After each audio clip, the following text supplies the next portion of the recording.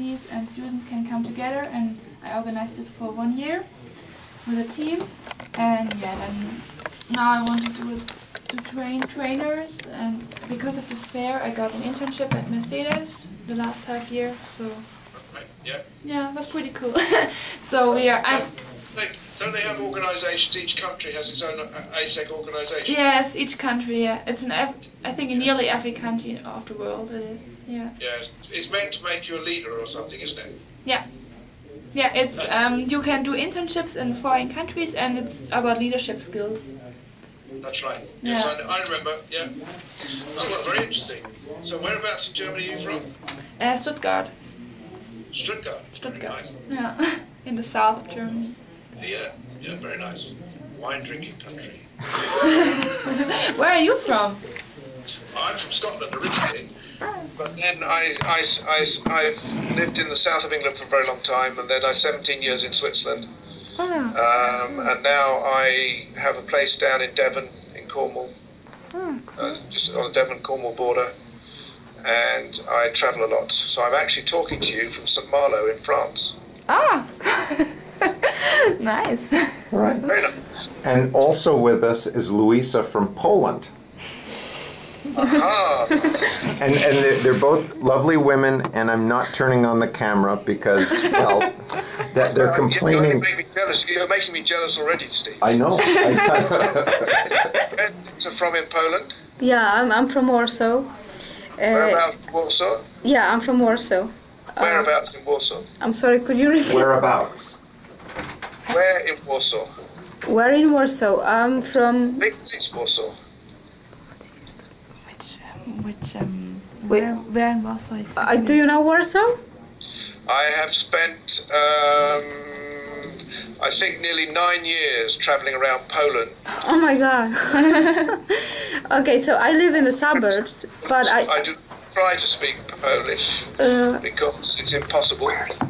Yeah, but I work in the center of the city. Okay. Yeah. You know where the Hotel Europejski is? Yeah. Right, so where do you work from there?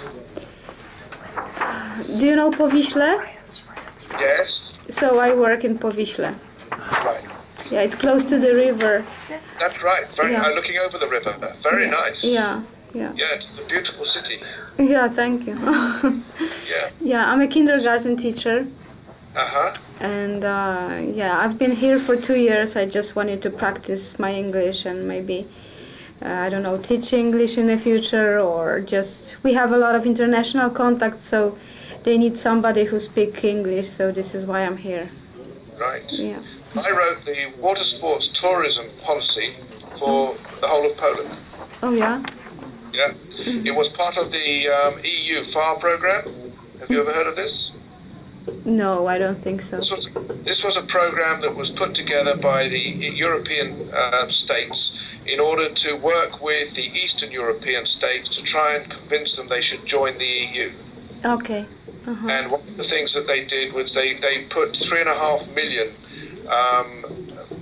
euros into the government in Warsaw in order for them to have a European delegation in Warsaw, and for us to work with the tourism department in order to produce different strategies for tourism in Poland. And I used to go around Poland finding little businesses that were things that were working in water sports tourism and wanted to start businesses, and my job was to give them money. Okay. But we had to get them to write a business plan and to put their CVs and team together. Then we had to go to Brussels and make a presentation, and if the people in Brussels liked the idea, then they would give them the money. Oh yeah, I heard. Of course, I heard of it. I just thought you. Then I used to have to go and make sure that they spent the money on what we were supposed to be spending it on. Yeah. And I met some very, very enterprising Poles. Oh really? Yeah, really. Was it difficult? Because I know that sometimes it's difficult to work in Eastern Europe. It was very difficult. I tell you why it was very difficult. I know that we were given about between 80 and 120,000 euros for a project. And by the time it had gone from the Brussels to the European delegation, from the European delegation to the government, from the government to the tourism department, from the tourism department to the company, they only saw 40,000 euros. Oh, God. Everybody was taking a little bit out and putting it in their back pocket. Yeah, but it didn't alter the fact. I mean, we used to run these seminars, and the seminars were to invite people to come and make a presentation and apply for the money. And I used to have two very good interpreters, Polish, who spoke beautiful English, and people would line up and come and talk to me about their projects, and then I would go and visit them. If I thought the project sounded good, I would go and visit them. Some of them very successful, some of them, but I can't remember the names of all these things now, but there was one guy who turned up in his folkloric uniform and started talking, and I said to the interpreters, where is the rest of his team? And he said, well, I'm a one-man band. And I said, well, we can't give money to just one man. And he then said something in Polish and walked away. And I said to him, what did he say? And he said, well, he said it's a shame because he's got 150 kilometers of river to canoe on. I said, that's not true. Get him back here. Get him back here. So when they got back, I said, what's this? You've got 150 kilometers of canoeing river. It doesn't exist in Europe.